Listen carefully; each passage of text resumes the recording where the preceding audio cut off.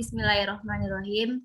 Baiklah, di sini kami dari kelompok 3 akan mempresentasikan topik pembelajaran pada materi pertemuan ketiga, yakninya tawuran, kekerasan, narkoba, pornografi, porno aksi dari lanjutan kelompok yang tampil kemarin.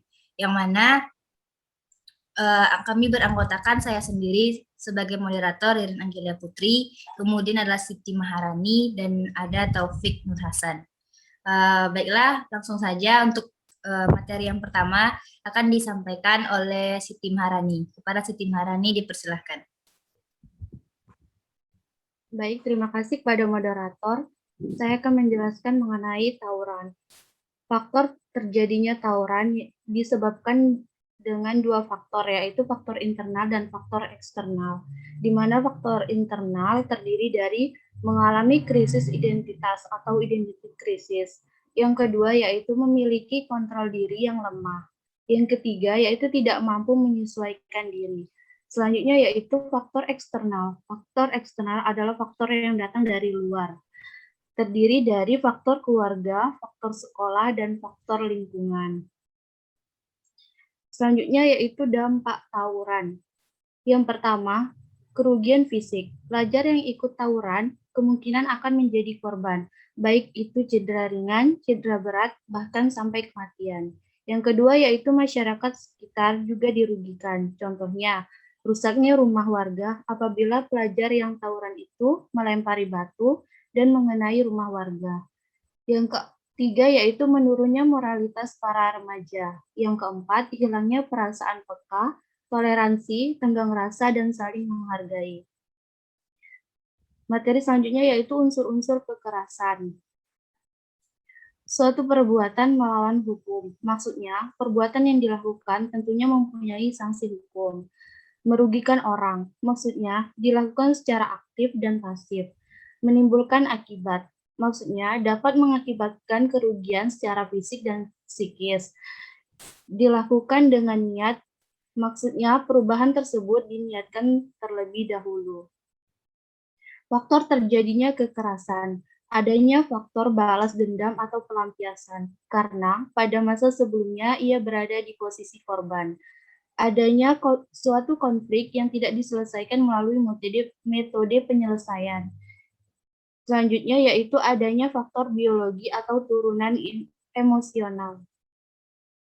Beberapa tindakan menangani kekerasan. Yang pertama, tindakan preventif untuk mencegah terjadinya kekerasan. Misalnya penghapusan kekerasan terhadap perempuan dan anak melalui kelompok-kelompok perempuan, organisasi perempuan, LSM, media atau secara individu melakukan upaya agar siapapun tidak melakukan kekerasan dan tidak menjadi korban kekerasan. Yang kedua yaitu tindakan edukatif, misalnya memberikan pendidikan anti kekerasan dan khususnya yang berbasis gender sejak dini untuk merubah persepsi terhadap kekerasan. Yang ketiga, tindakan kuratif. Misalnya jika ada kasus, lembaga atau individu memberikan bantuan untuk memudahkan korban, mendapatkan perlindungan, memberikan penguatan mental, dan memberikan informasi yang diperlukan untuk memperoleh layanan pendampingan oleh pihak-pihak yang terkait. Baik, hanya itu materi dari saya, kembali pada moderator. Baik, terima kasih kepada Siti Maharani. Materi selanjutnya akan disampaikan oleh Saudara Taufik Nur Hasan. Kepada Taufik dipersilahkan. Terima kasih moderator.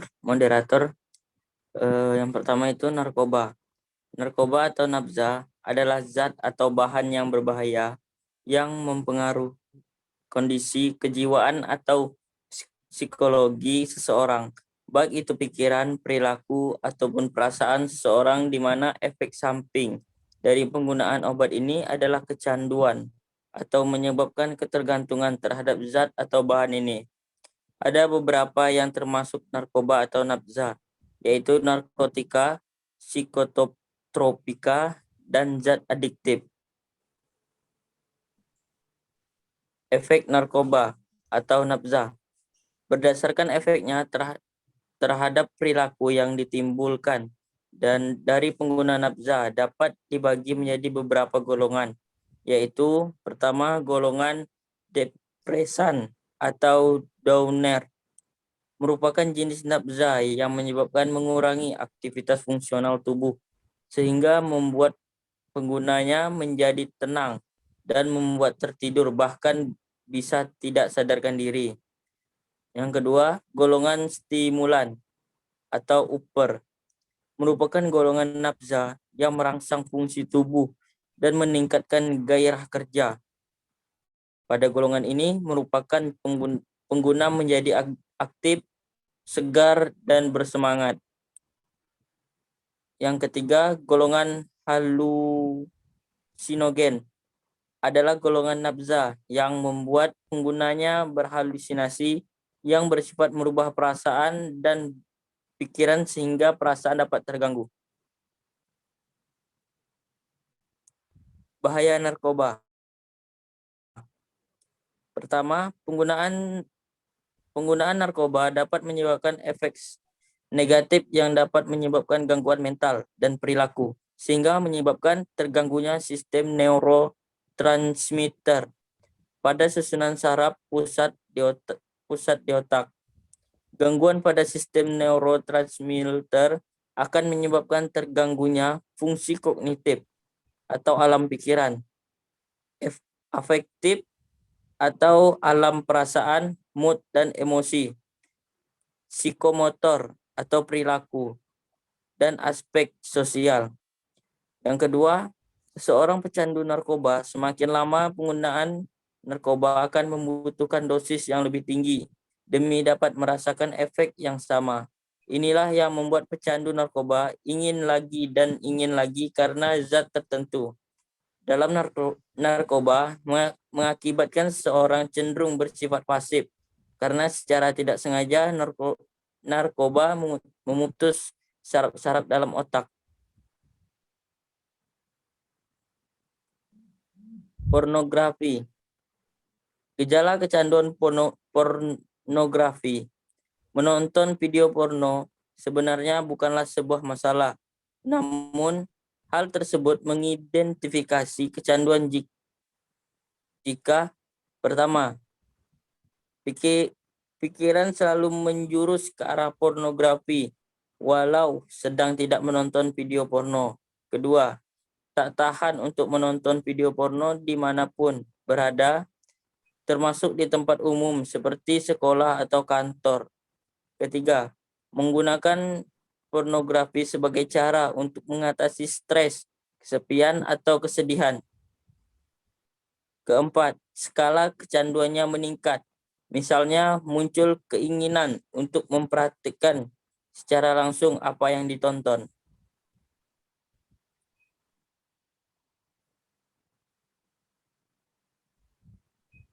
Pornoaksi. Pornoaksi yaitu penggagukan, liukan tubuh yang dominan, memberi rangsangan seksual, sampai dengan aksi mempertontonkan payudara atau alat vital yang disengaja atau yang tidak disengaja atau disengaja untuk membangkitkan nafsu seksual bagi yang melihatnya.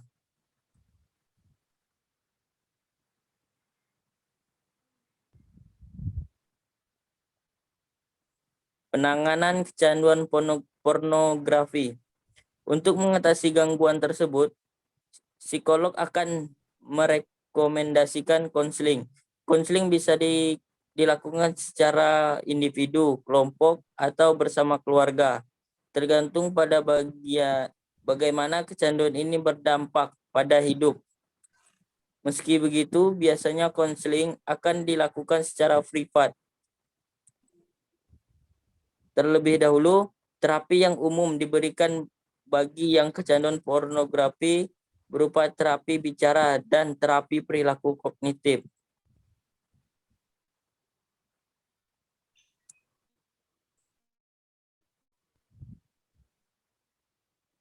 Baiklah, sampai di sini saja yang saya jelaskan. Saya kembalikan kepada moderator. Baik, terima kasih kepada Taufik Nur Hasan. Materi selanjutnya yaitu tentang dampak positif negatif teknologi terhadap perilaku remaja yang akan saya sampaikan sendiri. Nah, adapun dampak positif dari perkembangan teknologi bagi remaja. Yang pertama, itu dengan adanya internet, para remaja dapat berkomunikasi dengan pengguna lainnya dari seluruh dunia. Yang kedua, dengan adanya internet sebagai media pertukaran data, dengan menggunakan email, para remaja dapat saling bertukar informasi dengan cepat dan murah. Kemudian mempermudah proses pembelajaran bagi para remaja, khususnya di bidang pendidikan. Kemudian mempermudah komunikasi untuk menyambung silaturahmi antara remaja yang satu dengan lainnya. Selanjutnya, memudahkan para remaja untuk bertransaksi dan berbisnis dalam bidang perdagangan, sehingga tidak perlu pergi ke tempat penawaran atau penjualan. Dan selanjutnya, para remaja tidak gagap teknologi. Remaja dapat mengikuti perkembangan era teknologisasi dunia, sehingga para remaja lebih produktif. Nah, adapun dampak negatif dari perkembangan teknologi bagi remaja, yang pertama, itu para remaja akan sering mengunjungi situs-situs yang berbau pornografi. Kemudian, dengan adanya internet, akan dijadikan ajang perjudian online di kalangan remaja. Selanjutnya, terjadinya banyak penipuan di kalangan remaja, khususnya di bidang transaksi jual-beli online. Dan selanjutnya, akan menimbulkan banyaknya kejahatan yang terjadi, seperti penculikan, pemerkosaan, dan kejahatan lainnya. Nah, adapun cara untuk mengatasi dampak negatif perkembangan teknologi bagi remaja, yang pertama, dengan diberikannya pemahaman kepada masyarakat tentang cara menggunakan teknologi yang baik dan tidak melanggar etika, sehingga teknologi dapat digunakan sebagai alat informasi yang dapat menopang keberlangsungan hidup manusia. Yang kedua, memblokir situs-situs yang dapat mengantarkan pada hal negatif, sebagai antisipasi untuk memfilter diri sendiri dan orang lain. Yang ketiga, menggunakan teknologi sebaik mungkin dengan mengakses situs-situs yang bernilai positif dan mempunyai nilai pendidikannya. Dan selanjutnya, tetap menjaga diri agar tidak mudah terpengaruh oleh berbagai penawaran yang ditawarkan oleh situs tertentu tanpa mengetahui manfaatnya. Baiklah, itulah materi dari kami kelompok 3. Sekian, terima kasih. Assalamualaikum warahmatullahi wabarakatuh.